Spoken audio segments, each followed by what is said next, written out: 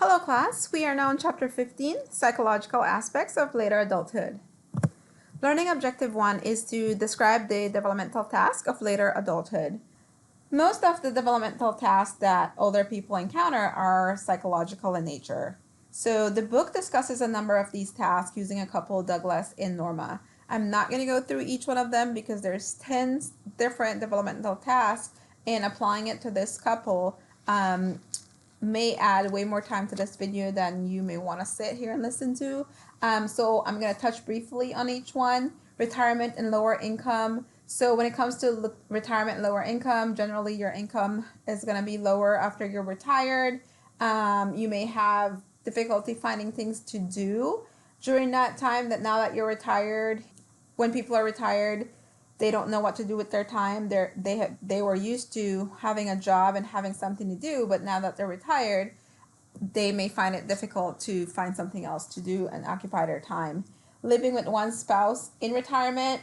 So generally when people are working, they may not see each other or spend as much time with each other. And now that both are retired, or if one's retired, then they will be at home, and especially if both are retired, they'll both be at home, and it may be difficult to find things to do. Affiliating with individual of one's own age group or with associations of older people.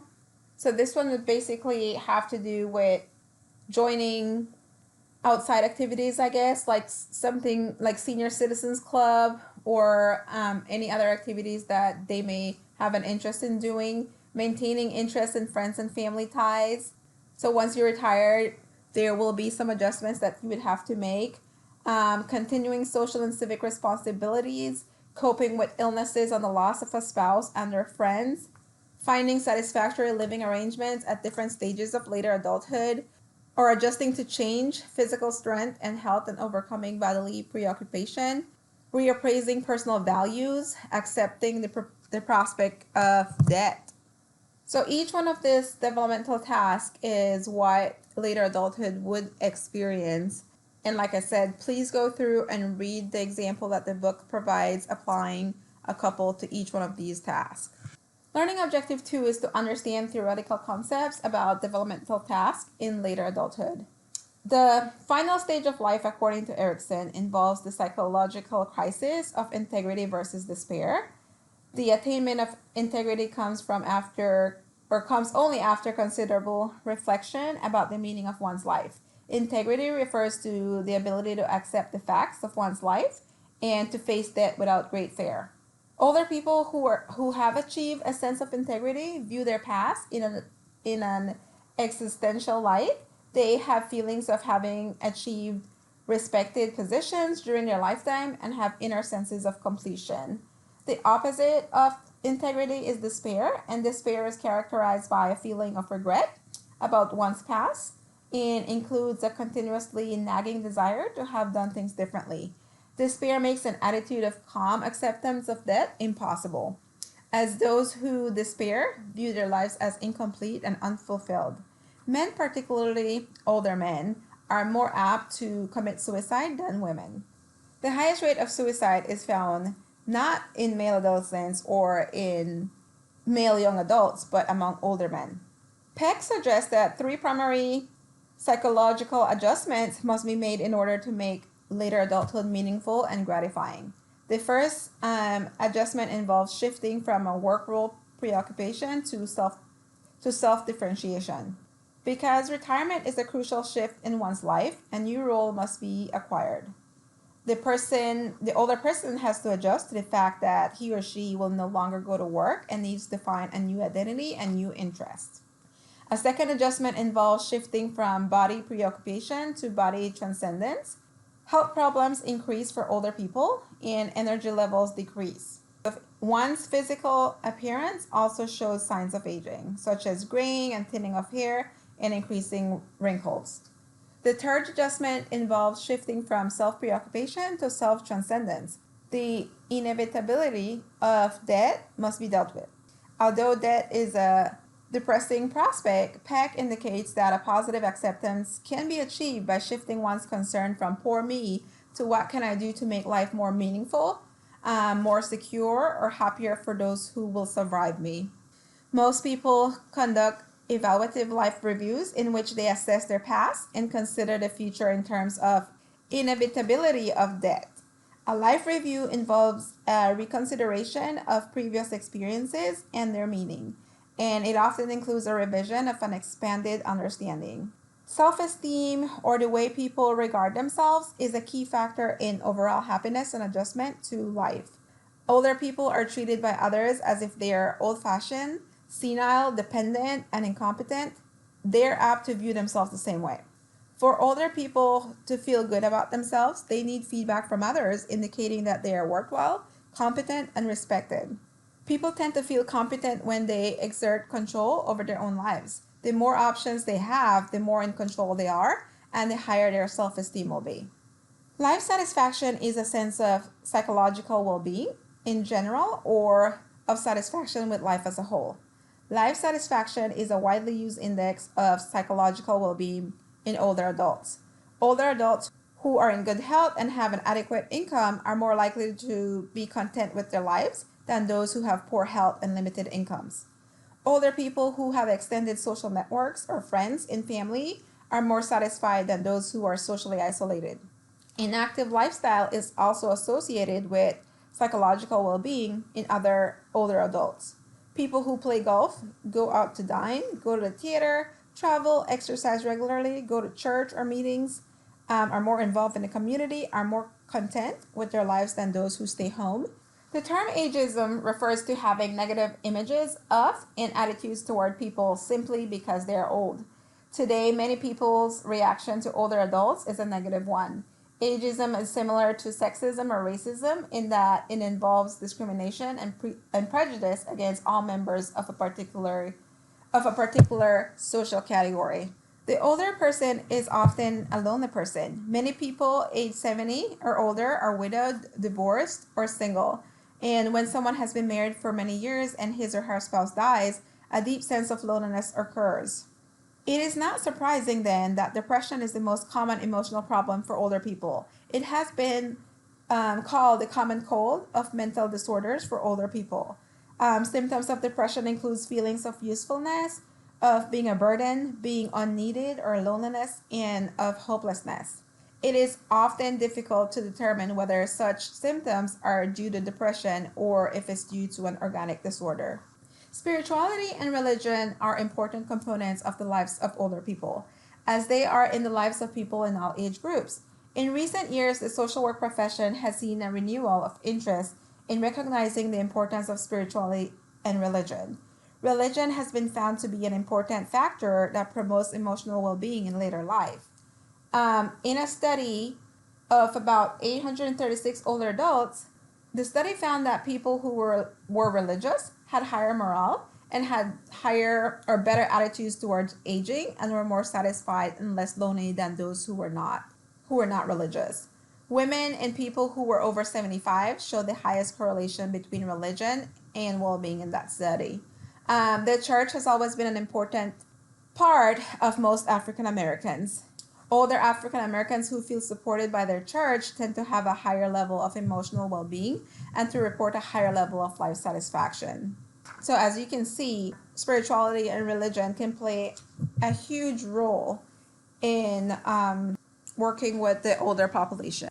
Learning objective 3 is to summarize theories of successful aging. The activity theory asserts that the more physically and mentally active people are, the more successfully they will age. One component of the theory asserts that sexual response can be maintained in later adulthood by being sexually active. There is considerable evidence that being physically and mentally active helps to maintain the physiological, psychological, and intellectual function of older people.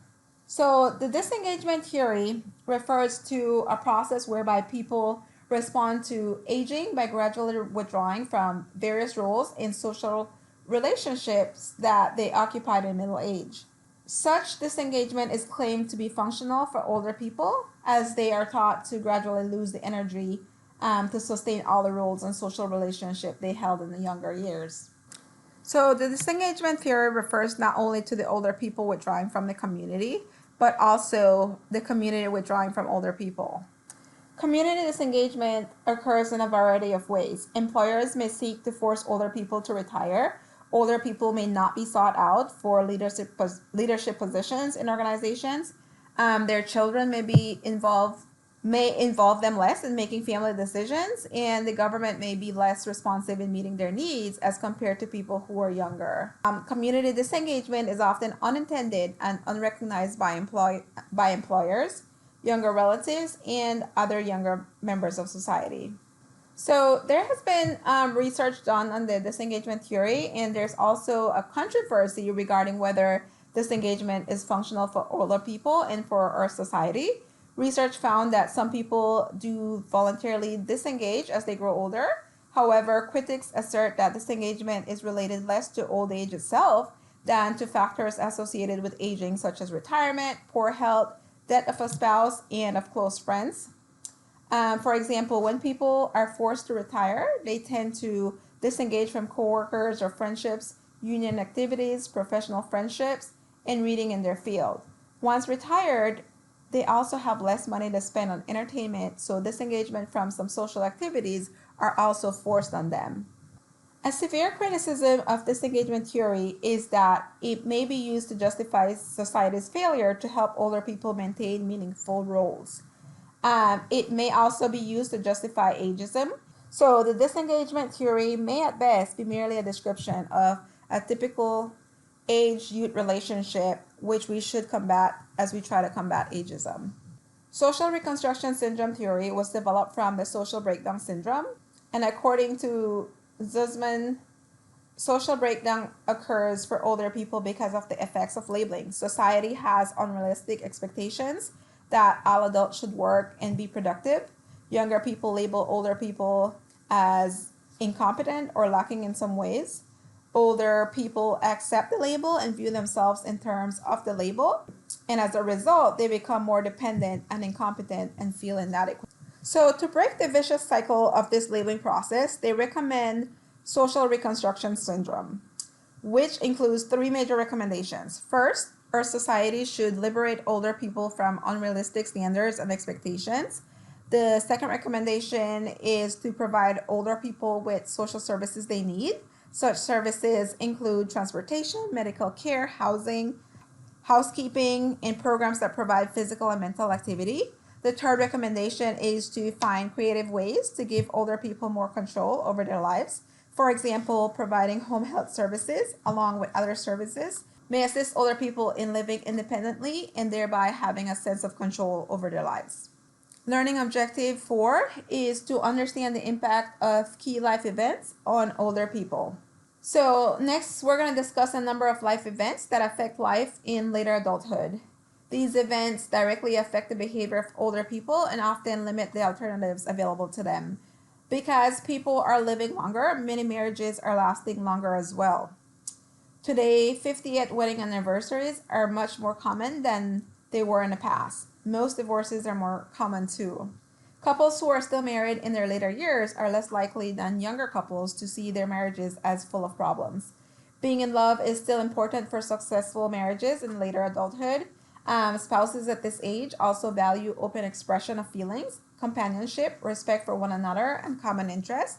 Research found that people over age 70 tend to consider themselves less happily married than those aged 63 to 69. It is possible that decline in physical health aggravates the strains of marriage. Married older people are happier than unmarried and considerably happier than the widowed and the divorced. The death of a spouse is traumatic at any age.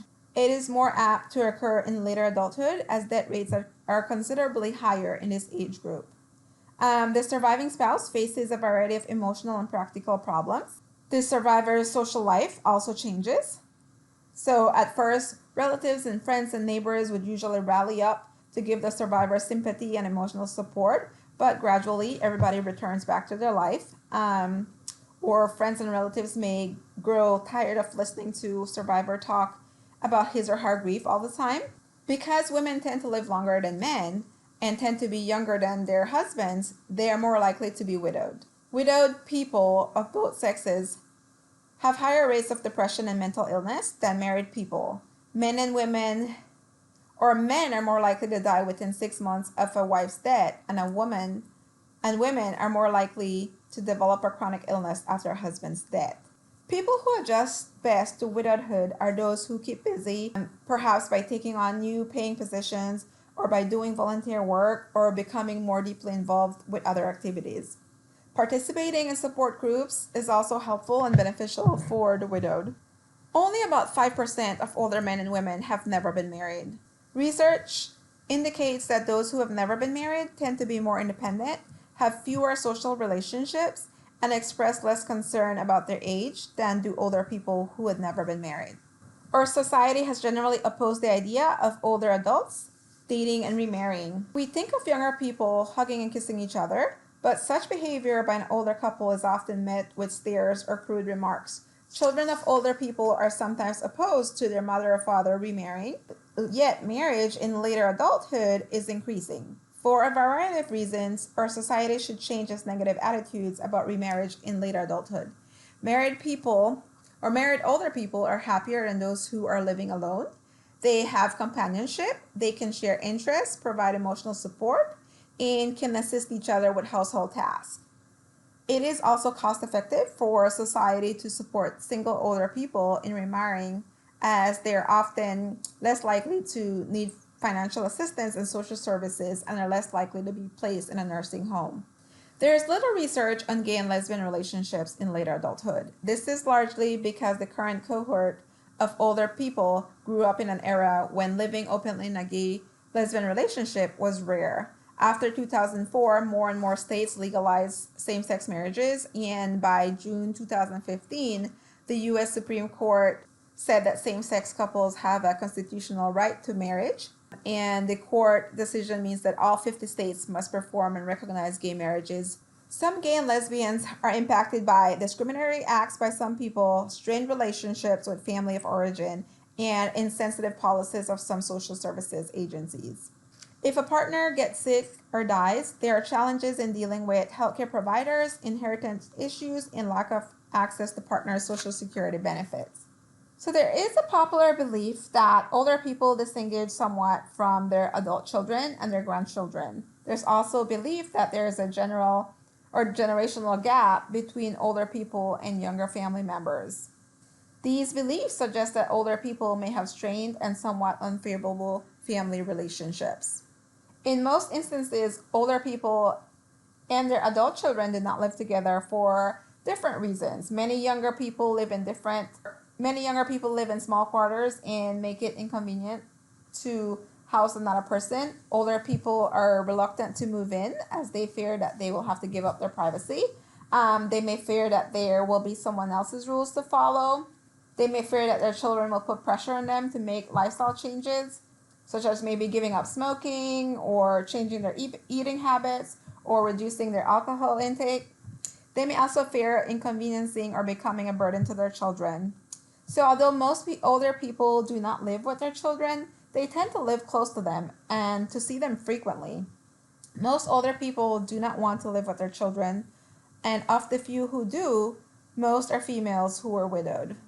Parents are usually the primary caregivers for older or for adult children who have a mental illness, and parents of divorced adults see their children more often after the divorce than they did before, and often take them into their homes. Research found that when an adult moves into the home of his or her older parents, the parent report that they get along quite well. So research identified 5 major styles of grandparenting in our society. The fun seeker, who is a playmate to the grandchildren in a mutual relationship that they both enjoy. The distant figure has periodic contact with the grandchildren, generally on their birthdays or holidays, but they're not really involved in their lives. The surrogate parent assumes considerable caretaking responsibilities, and they're usually because the grandchildren's parents are working or because the mother is single and working. The formal figure leaves all child-rearing responsibilities to the parents and limit his or her involvement with the grandchildren to providing special treats and occasional babysitting. The reservoir of family wisdom takes on an authoritarian role and dispenses special resources and skills. So learning objective 5 is to understand guidelines for positive psychological preparations for later adulthood. So the following are some factors that are closely related to satisfaction in later adulthood. Being healthy. So those older adults who are in relatively good health are much more apt to finding later adulthood to be gratifying as compared to those with a chronic illness. Having close relationships with others is important throughout life. Older people who have close friends are more satisfied with life. Finances. So health and income are two factors closely related to life satisfaction in later adulthood. When people feel good and have money, they can be more active. Psychologically, people who are traumatized most by retirement are those whose self-image and life interests center on their work. People who have meaningful hobbies and interests looks forward to retirement in order to have time to do those activities. Self-identity. So people who are comfortable and realistic about who they are and what they want from life are better prepared to deal with stresses and crises that may arise. A person who dwells on the past or rests on past achievements is apt to find the older years depressing. On the other hand, a person who looks to the future generally has interests that are alive and growing and is therefore able to find new challenges and new satisfaction in later years. If a person learns how to cope effectively with crisis in younger years, these coping skills will remain useful when a person is older. Learning objective 6 is to summarize material on grief management and debt education. So people in primitive societies handle debt better than we do. They are more apt to view death as a natural occurrence, partly because they have shorter life expectancies. They also frequently see friends and relatives die. Because they view death as a natural occurrence, they are better prepared to handle the death of a loved one. In our society, we tend to shy away from thinking about death. The terminally ill generally die in institutions such as hospitals and nursing homes, away from their own homes. Therefore, we are seldom exposed to people dying. Many people in our society seek to avoid thinking about death. They avoid going to funerals and avoid conversations about death. Many people live as if they believe they will live indefinitely. We need to become comfortable with the idea of our own eventual death. If we do that, we will be better prepared for the deaths of close friends and relatives. Funerals are also needed for survivors. Funerals help initiate the grieving process so that people can work through their grief. For some, funerals also serve the function of demonstrating that the person is dead. If survivors do not actually see the dead body, some may mystically believe that person is still alive. For example, JF Kennedy was assassinated in 1963 and had a closed casket funeral. So because the body was not shown, there were rumors for many years that he was still alive. The sudden death of a young person is more difficult to cope with for 3 reasons. First, we do not have time to prepare for the death. Second, we feel the loss as more severe because we feel the person is missing out on so many good things in life. Third, we do not have the opportunity to obtain a sense of closure in the relationship. We may feel we did not have the opportunity to tell the person how we felt about him or her, or how we did not get the opportunity to resolve interpersonal conflicts. Children should not be sheltered from death. They should be taken to funerals of relatives and friends, and their questions should be answered honestly. Nearly all of us are currently grieving about some loss that we have had. It might be the end of a romantic relationship, or moving away from friends and parents, or the death of a pet, or failing to get a grade we wanted, or the death of a friend, a colleague, or a family member. It is a mistake to believe that grieving over a loss should end in a set amount of time. The normal grieving process is often the lifespan of the giver. When we first become aware of a loss of great importance to us, we are apt to grieve intensely by crying or by being depressed. Gradually, we will have hours, then days, then weeks, then months when we will not think about the loss and we will not grieve. However, there will always be something that reminds us of the loss, and we will again grieve. The intense grieving periods will eventually become shorter, occur less frequently, and decrease in intensity. The book provides suggestions to help those who are grieving. Crying is an acceptable and valuable expression of grief. Talking about your loss and about your plans is also very constructive. Death often causes us to examine and question our fate or philosophy of life. Writing out a rational self-analysis on your grief will help you to identify irrational thinking. Try not to dwell on how unhappy you feel. Seek to accept the inevitability of death. If the loss of death of a loved one, holidays and anniversaries of your loved one's birth and death can be stressful. You may feel that you have nothing to live for, and you may even think about suicide. Understand that many people who encounter severe losses feel this way. Intense grief is very stressful. Intense grief may also lead to sleeplessness, sexual difficulties, loss of appetite, or overeating. Medication should be taken sparingly and only under supervision of a physician. Recognize that guilt, real or imagined, is a normal part of grief. And if possible, put off making major decisions until you become more emotionally relaxed. Here is Westberg's model of the grieving process from beginning to end. So it may start, the first stage is basically denial.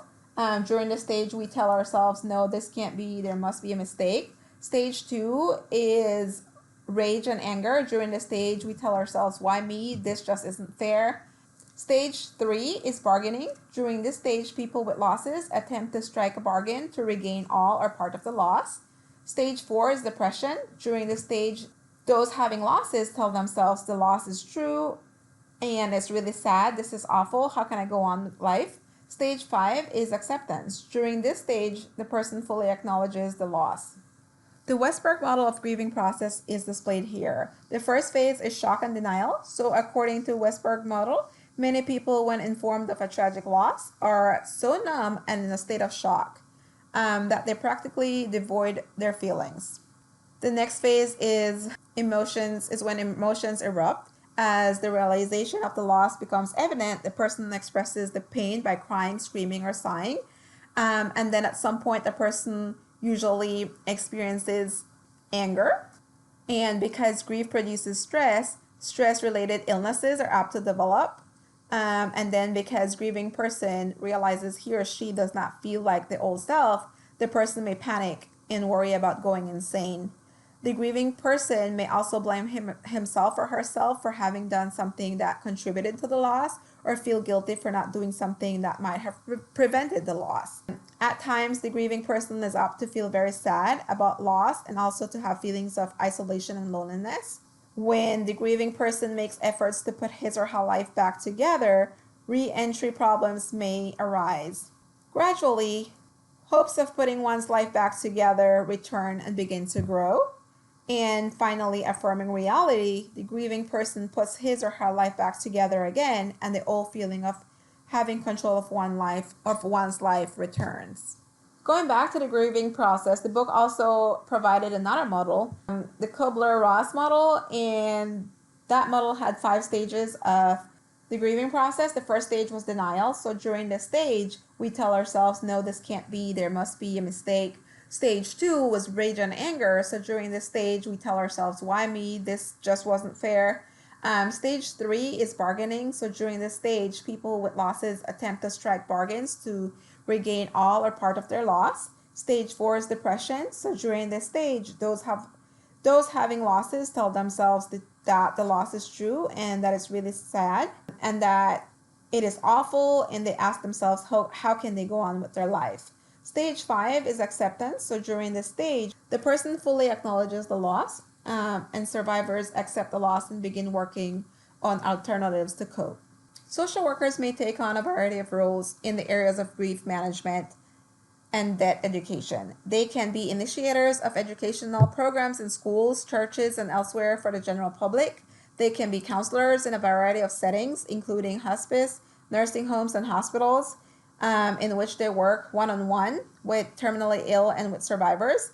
They can also be group facilitators and lead grief management groups, including bereavement groups or for survivors, in settings such as hospitals, hospice, mental health, and schools.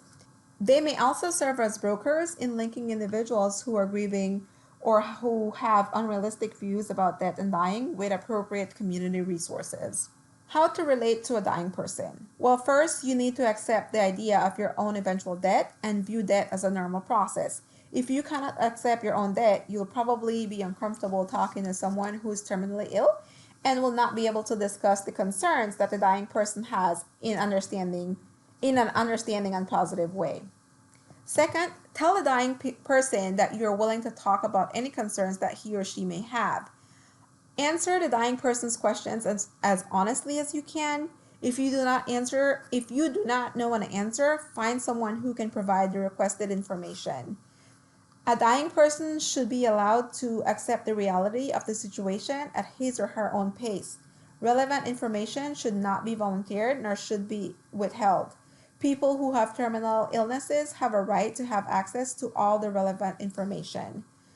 If people around the dying person are able to accept the death, the dying person is helped to accept the death. Therefore, it is therapeutic to help close family members and friends accept the death. If you have trouble with certain subjects involving death, inform the dying person of your limitations. The religious or philosophical viewpoint of the dying person should be respected. So the suggestions for relating to survivors are similar to suggestions on relating to a dying person. If you are comfortable about your own death, you will be better able to calmly listen to concerns being expressed by survivors. It is helpful to initiate the first encounter with a survivor by saying something like, "I'm sorry," and then touching or hugging the person. It is helpful to use active listening with both survivors and persons who are terminally ill. It is also frequently helpful to share with a survivor pleasant and positive memories you have about the person who died. Continue to visit the survivor if they show interest in such visits. The religious or philosophical viewpoint of survivors should also be respected. Identify what your concerns are and then seek answers to those concerns. Taboos against talking about death and dying need to be broken in our society. You may find that tactfully initiating discussion about death and dying with friends and family will be helpful to you and to people close to you. Additional ways to becoming more informed about death and dying are attending funerals, watching quality films and TV programs that cover aspects of dying, providing support to friends or relatives who are terminally ill, being supportive to survivors, talking to people who do grief, keeping a journal of your own thoughts and concerns, and planning the details of your own funeral. Learning to accept death is similar to learning to accept other losses, such as breakup of a romantic relationship or leaving a job we cherished.